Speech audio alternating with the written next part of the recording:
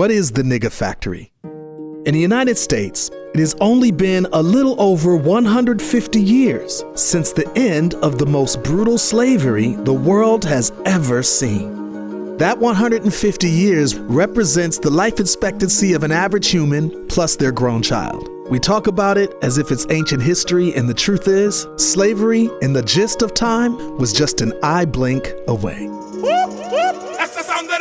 Tom Burrell, the author of Brainwashed, says, in the United States, blacks have been branded, physically and mentally, from the very beginning. That branding was even perpetuated long after slavery.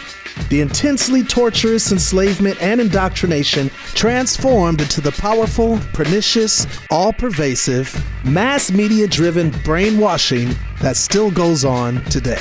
This particular chart, which summarizes IQ scores that Professor Richard Lynn alluded to in his talk, based on his review, which was published in 1991. Whites average about 100.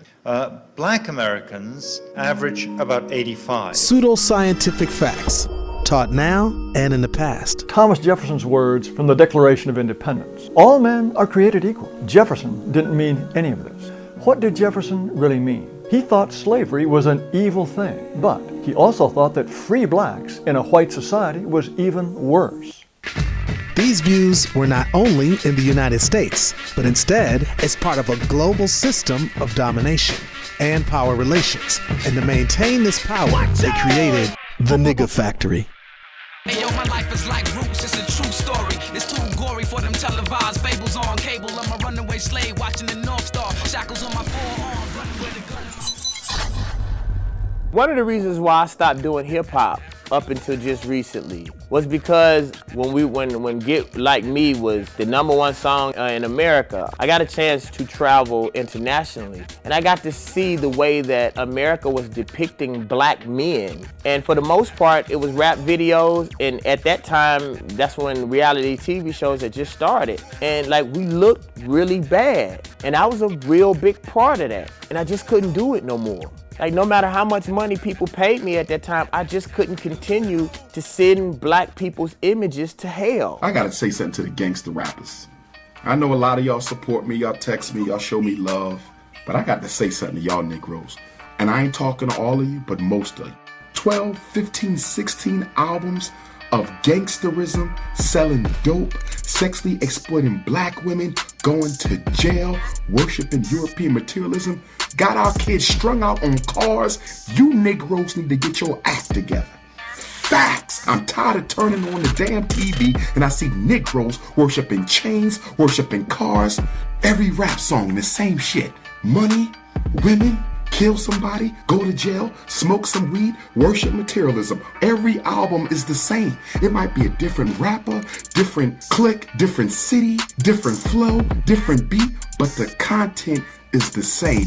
24 hours a day, 7 days a week, with the advertising and the marketing aimed directly at teenagers and even kids as young as 9 years old. It's like the old English 40 ounce of music aimed directly at black and brown people, teaching behavior and worldview, justifying, promoting, and normalizing criminal behavior, which reaffirms the 400-year marketing campaign waged against black people since the beginning of slavery. And through stereotypes, it continues to separate brown and black people from the world by glorifying behaviors that can lead them to prison or competitively marginalized. This is the nigger factory. Public Enemy is one of the most successful hip-hop groups of all time. Chuck is consistently ranked as one of the top MCs and lyricists of all time. The whole game and trick is that they could get time on their side and get a couple of generations who are really combative about it to get old and pass on and trick the new generations and throw toys at them to hold them off. And one of the biggest crimes is the MTV networks and the Booty and Thug network of BET that's hijacked hip-hop and rap music. And their whole games is to extend teenage years to 35. This has been the principle since 1990. Let's turn teenagers from 17 to 35. And when they wake up out of the fog at 36 years old, they feel that, with 3 or 4 kids, they're paralyzed to move left or right. And so they got to go with the flow. Historical facts show some things were created by racists centuries ago to redefine black people. And a lot of it, as they say in marketing, has been sticky. Meanwhile, other things that have purposely been created to redefine blacks positively don't stick. But why? One of the greatest propaganda campaigns of all time was the masterful marketing of the myth of black inferiority to justify slavery within a democracy.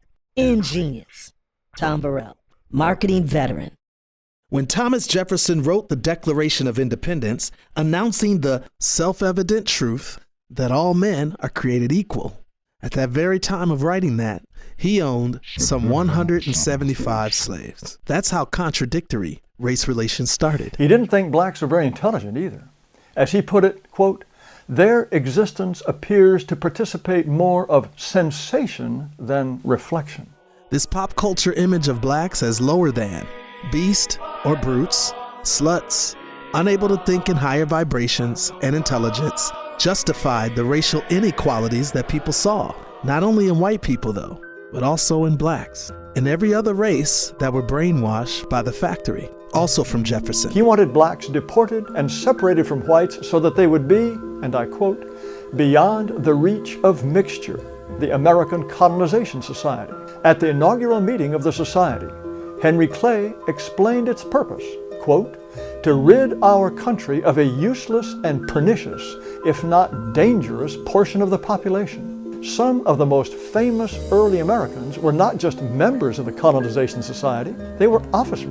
Besides Madison, there were Andrew Jackson, Daniel Webster, Stephen Douglas, William Seward, Francis Scott Key, Winfield Scott, and John Marshall. These names were high-ranking officials in the United States. My brother went to John Marshall High School. There's likely street names with these names on it in your town. From scientists to presidents, to lay people of all races, the true humanity of black people were consistently challenged, subhuman, a fraction of a human being. But Abraham Lincoln, the great emancipator, didn't he believe in racial equality?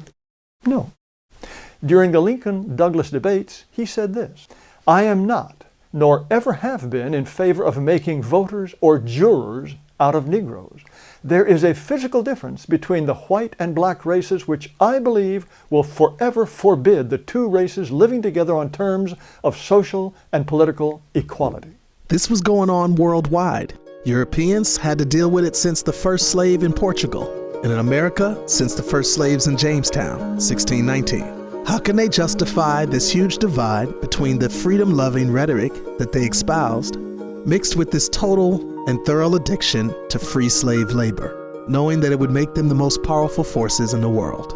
So, the factory began. As said before, scientists, biologists, psychologists, marketing maestros started a brand. They perfected that brand over 400 years to the present day, where it has been generationally normalized to where even most black and brown people would have it no other way. They know no other way. They've become conditioned to accept the image that was started by racists, to where they look at it as our thing, our culture, our niggas. Of course, there's slews of people who are activists, woke, culturally proud, but the factory keeps on producing these same images at such a consistent rate that the woke among us, if they don't have the same consistency nor machinery, they can't make consciousness permanent or stick.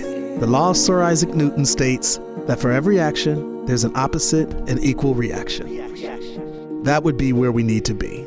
So far, it's not the case.